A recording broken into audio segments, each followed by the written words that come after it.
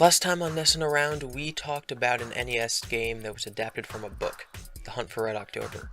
Today, we're going to be talking about Tom Sawyer for the NES.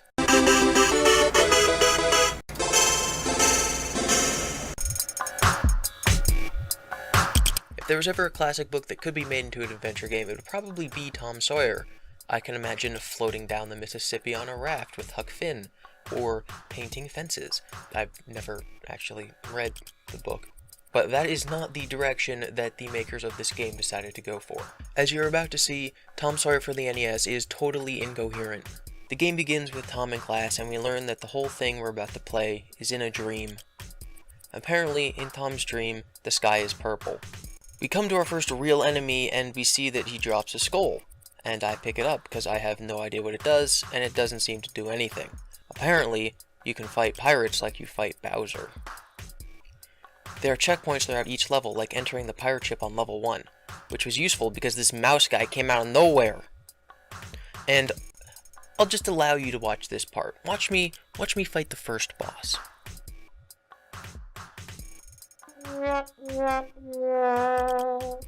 Yeah, so then I go and inch forward, and it happens again. So it turns out that if you kill one of those little mice, it drops a heart-shaped box, which gives you a star power like in Mario. And that's how I beat the boss. Except that's not the boss, and now you have to fight squid monsters. And if they hit you, it changes your color palette. Being hit again brings you back to normal. Except, of course, when it doesn't, and being hit kills you. Then we get to the real boss of the level, a giant octopus, who, as far as I can tell, can't deal you damage, so I just chucked rocks at it. Let me show you how this game transitions from level 1 to level 2. Did I beat it? Yep, the game freezes and you're just done. So level 2 is rafting. Now this is Tom Sawyer. In this level you have to jump over obstacles, and if you miss, you're dead. But from now on, when you get a game over, you can restart on whichever level you're on. And then you get to the boss, a giant crocodile, who summons whirlwinds? So that's why hurricanes always hit Florida. Eventually, he fades away into nothing, at least giving me an indication that I won before jumping me to the next level. Level 3 throws so many creatures at you that you just gotta mash your way to victory, until I accidentally picked up a power-up, so now my rocks only fly forward, which is actually harder, because now your rocks can't kill these snakes or these butterflies unless you jump. Great power-up. The game decides here that it wants to be a platformer, so now you have to use your awkward controls to navigate barren Ewok village while still button mashing so you're not killed by butterflies and munchlax? At the end of the stage, a bunch of these monkey things get together and form a pyramid. So you gotta pick them off one by one, right? Wrong! They turn into Super Pink Gorilla Man, and he spits rocks at you? I haven't been around a big colorful animal like that since New York Comic Con. Then you beat him and the monkeys run off. It was around here that I realized I was halfway done with this game and told myself I should keep playing. What a grave mistake that was. Next level is a castle, with bats and suits of armor. There are skeletons that you can't kill and just get up after a moment. There's also a mummy. Because if there's one thing I associate with medieval Europe decor, it's mummies. Then we get a repeat of the mouse boss incident where he just jumps out of nowhere and just one-shots me. Once he's dead, we move up to the second floor where we fight the real level's boss. The Grim Reaper? Nope. It's a pink witch. Of course. Dodging her magic attacks is easy enough, and then you just gotta mash the attack button, and then... what? That's not the end? After another garbage platforming section, you fight the real boss, a statue. The statue summons a bat creature, and the bat is the actual boss. He gives birth to these demon babies, and you can only deal damage to him on his downswing. Then after he explodes, the statue summons another one. After you kill it 3 times, the level ends. This level. This level. It might not seem hard, but there's stuff coming at you from all sides. Then out of nowhere, a red balloon floats across the screen, and if you grab it, then you can fly on it for a while. I thought that hitting down might steer the balloon down, so I hit it, but no. It drops you into a pit of death. 7 tries later, I managed to grab the balloon and not die.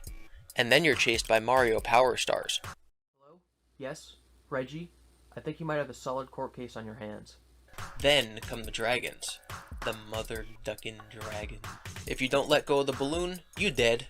Without the balloon, the dragons swoop in from nowhere off screen and shoot you with fire. It took me over an hour to figure out a strategy. You kill the dragons one by one so they can't all swarm you.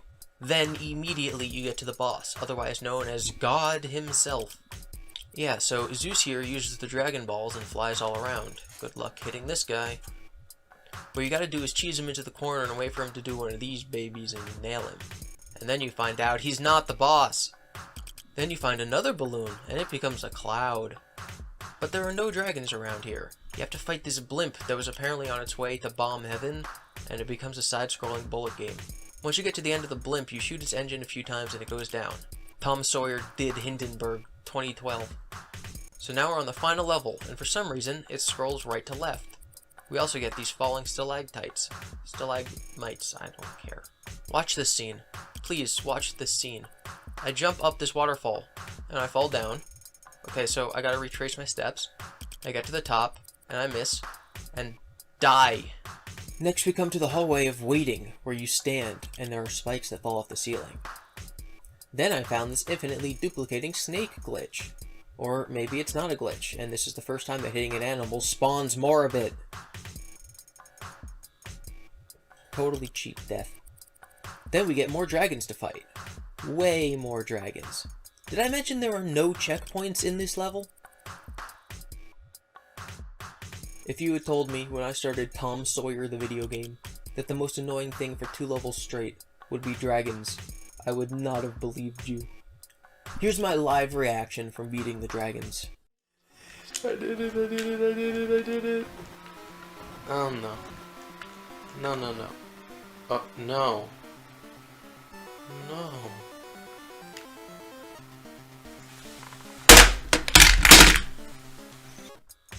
Finally, after all that time, I had overcome the final level. Now all there was left was the final boss. I'm not going to make a joke about this. So all you have to do is avoid his arrows and hit him a few times and he dies. And you get his feathers? Is that what this game was about? You know, when I was a kid, I dreamed about taking feathers from a slain Native American and riding his penis dinosaur. Oh no, there's a girl too, and you get a kiss. Who is the girl? I don't know. But you wake up in the classroom and it's over. The feathers are in your book, and it's just the end. So that was Tom Sawyer, for some reason. I thought The Hunt for Red October was bad. Click the screen if you haven't seen that one. But this game makes no sense.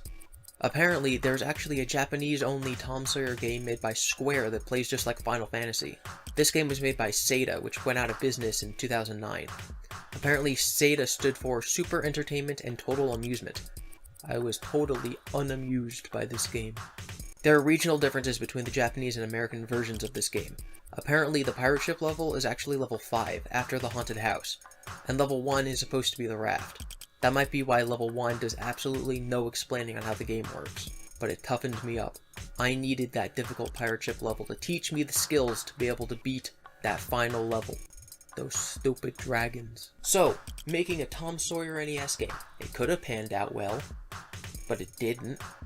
The fluctuating difficulty, the lack of checkpoints in the final level, the enemies attacking from off-screen, and the bad jumping make this game hard to recommend to anyone.